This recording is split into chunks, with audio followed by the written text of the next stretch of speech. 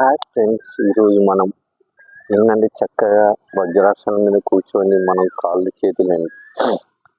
కాళ్ళని మా కూలింగ్ మార్చి ఇప్పుడు మనము చక్కగా స్ట్రైట్గా మంచిగా రిలాక్స్గా కూర్చొని మనం ఇప్పుడు వజ్రాసనంలో చాలా మందికి చాలా కాళ్ళ నొప్పులు అన్న ప్రతి ఒక్కరు ఉంటాయి. చిన్నపిల్లల నుంచి వెళ్ళి 90 years వరకు కాళ్ళ నొప్పులు అని ఉంటాయి. కాళ్ళ నొప్పులు పోవాలని ఖచ్చితంగా మనం వజ్రాసనం మీద కూర్చొని బ్రీతింగ్ ఎక్సర్సైజ్ అనేది చేయాలి. బ్రీతింగ్ ఎక్సర్సైజ్ చేస్తే మన బాడీ సర్క్యులేషన్, బ్లడ్ సర్క్యులేషన్ అనేది అవుతాయి.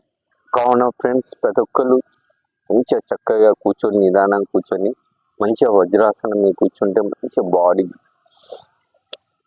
గ్రో అంటే చూడండి, మనకు బ్లడ్ సర్క్యులేషన్ కావాలంటే ఖచ్చితంగా మనకు హార్ట్ స్ట్రోకులు, చాలా గుండె జబ్బులు అనేది చాలా మందికి వస్తాయి. కాబట్టి వజ్రాసనం మీద కూర్చొని అంటే బ్రీతింగ్ ఎక్సర్సైజ్ చేస్తే ఖచ్చితంగా మీకు గుండె జబ్బులు అనేవి రావు. ఇంకొకటి అంటే చాలా మంది జ్వరం అని అంటే కాళ్ళ నొప్పుల నుంచి వస్తాయి. కాబట్టి ఫ్రెండ్స్, ఖచ్చితంగా మన వజ్రాసనం మీద కూర్చుంటే ఖచ్చితంగా మనకు రోగాలు అనేవి రావు. డెంగ్యూ, చికెన్ గున్యా, మలేరియా ఇలాంటి చాలా వేల రకాల రోగాలు ఉంటాయి. కావున ఫ్రెండ్స్, మీరు హాస్పిటల్ పోకుండా ఉండాలంటే ఖచ్చితంగా డైలీ ఒక 10 నిమిషాలు వజ్రాసనం మీద కూర్చొని చక్కగా బ్రీతింగ్ ఎక్సర్సైజ్ చేస్తే మీకు మంచిగా అభివృద్ధి. ఇప్పుడు చూడండి, డి విటమిన్ సూర్యకిరణాలు అనేవి మన మీద పడ్డప్పుడు మనకు డి విటమిన్ అనేది లభిస్తాయి. కావున ఫ్రెండ్స్, మీరు వజ్రాసనం కూర్చొని బ్రీతింగ్ ఎక్సర్సైజ్ ఏదైనా చేయాలని మనస్ఫూర్తిగా కోరుకుంటున్నాను.